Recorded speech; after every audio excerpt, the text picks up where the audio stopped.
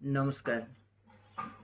কুরুক্ষেত্রে যুদ্ধের আগে অর্জুন যে স্তবটা পাঠ করেছিল দেবী ভগবতীর কাছে, সেটাই আজকে নিয়ে আলোচনা করব।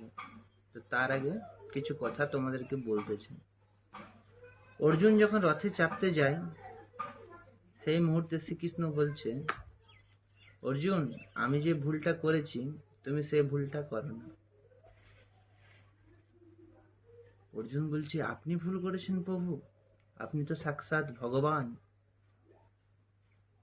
শ্রীকৃষ্ণ তখন বলছে, আমারও বাপ আছে,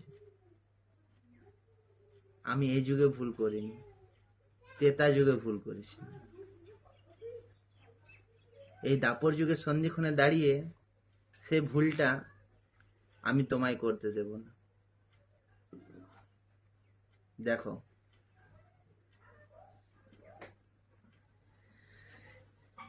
তখন শ্রীকৃষ্ণ বলছে, যদি তুমি এই যুদ্ধে জয়লাভ করতে চাও, যদি ধর্মের পুনরায় স্থাপন করতে চাও, তাহলে ওই আদিভূতা সনাতনীকে তুমি প্রথম পুজো করো,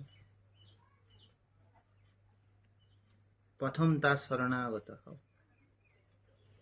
তখন অর্জুন ওই রথের চাকার সামনে দাঁড়িয়ে শ্রীকৃষ্ণের কথা মতো সেই স্তবটি পাঠ করেছিল। সেই স্তবটাই তোমাদেরকে একটুখানি পড়ে শোনাচ্ছি।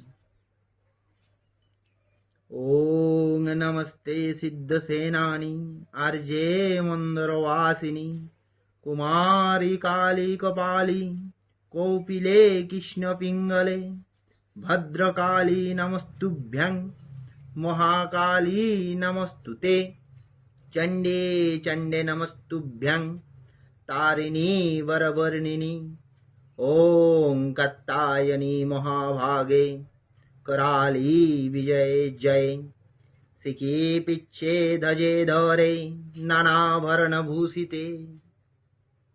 মাকে স্তবটা পাঠ করার পর আর স্তবটা আছে, সেটা আমি আর তোমাদেরকে বললাম না, ভিডিওটা অনেক বড় হয়ে যাবে। দেবী ভগবতী অর্জুনকে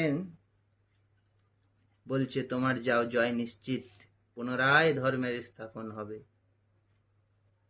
ধন্যবাদ, নমস্কার।